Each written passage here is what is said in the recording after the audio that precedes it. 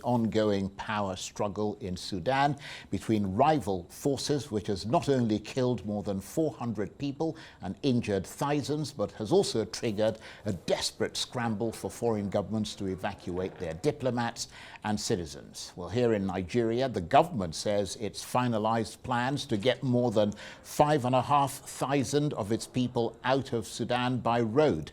But many Nigerians stranded in Sudan accuse the government of acting too slowly. Something like you see other countries evacuating their nationals, they're eager, they're showing that care, they're valuing their lives, but for us, our own country is just full of excuses. There is no money, it's going to cost a lot. Is it that the money is more valued than 4,000 lives of Nigerian citizens living in Sudan, for God's sake? Though we can say that we are from poor backgrounds, all of us here, but that is not a reason for us to be ignored. We are really pained. We cried to the extent that, tears cannot come out anymore.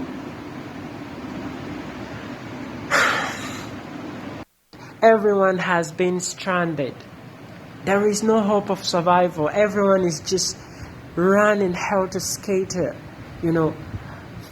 looking for shelter to survive. And these people, they're fighting. It's like they don't value human lives. They don't care about anyone. And we are on a state of, breaking. It's a very worrying clip there. Well, for more on this, let's bring in Arise political editor and director of news, Sumner Sambo. Good to see you, Sumner. Tell us more about Nigeria's evacuation plans for its citizens who are trapped in Sudan. Well, the foreign ministry says they are making plans to begin the evacuation in earnest in the next 1 to 2 days, and how that will go is what we're actually surprised, because we've seen some airlines having their aircraft being, shelled by both factions in Sudan, and we've seen neighboring countries having some challenges with allowing evacuation, especially for African countries. I mean, that we had thought that we're brothers and all of that. We've seen lots of challenges with Egypt, Ethiopia, and even Eritrea granting us access to be able to, even have some sort of very good communication as to what we can do to have our citizens get close to their borders, and from there there will be proper evacuation plans. Now, out of the 5,500 Nigerian citizens that have agreed to come back, about 80% of them are students. Most of the parents have been calling the Foreign Minister, Geoffrey Onyema, alongside other top officials of the Foreign Ministry, to see what indeed can be done better. You would have heard this student here lamenting the situation. Some of them have had to pay between $80 to $100 just to flee to, some of those other neighboring countries. And specifically, the easiest for them is to go to you have like Eritrea, or you go to Kenya and all of that, and it's been sort of pretty difficult for them to be able to be accepted. Some of these countries are asking them to provide visas. I mean, who will be having visas during this period? It's been a troubling experience. We had expected that the federal government will use other channels to actually put lots of pressure. But the foreign minister, Geoffrey Onyema, has said that they never expected that it would escalate this much in the past 3 days. But we should have had a contingency plan.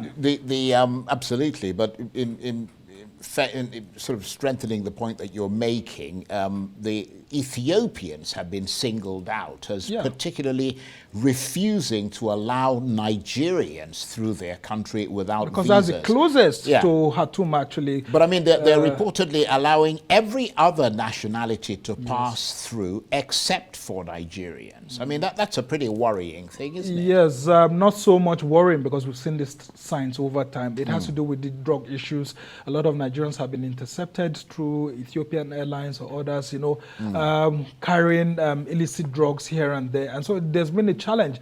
Most times when you get to Addis Ababa, you have a connecting flight. It's pretty difficult for you to be able to pass through that country because of these issues. I mean, almost every Nigerian has been a suspect.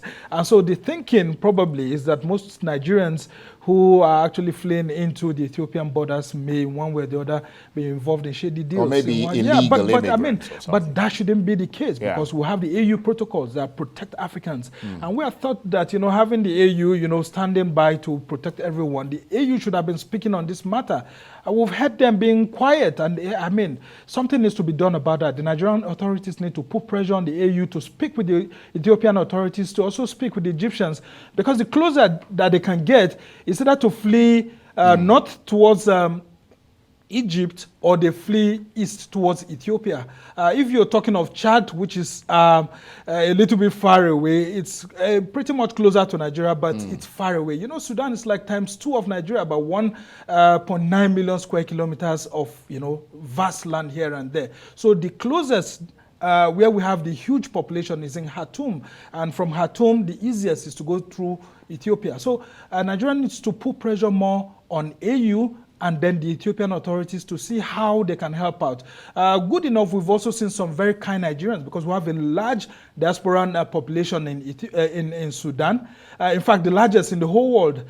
We have more Nigerians who have lived in Sudan because of their parents passed through on their way to Saudi Arabia on pilgrimage over the years, some 2 to 3 centuries back.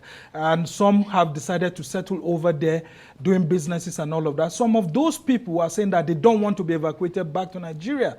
And their populations are in, hundreds of thousands, Charles. So for those who have agreed to come back home, the Nigerian authorities need to speak more to the Ethiopian authorities, to speak more with the AU, to speak open discussion with Egypt as to how they can be given a safe passage. But the most important thing here is for the Sudanese authorities to actually end this senseless war, because it's a war of attrition. Absolutely. This has been there over the years. The Western powers are almost going to use Sudan alongside Russia as a testing ground for some of the things that will be happening. So this needs to be nipped in the bud. They should be talking with General Al-Burhan, with Dagalo, because don't forget, when there was that South Sudanese conflict, it was this RSF that's led by General Dagalo that was accused of killings there through the Janjaweed militia. That's what a lot of people are not paying attention to.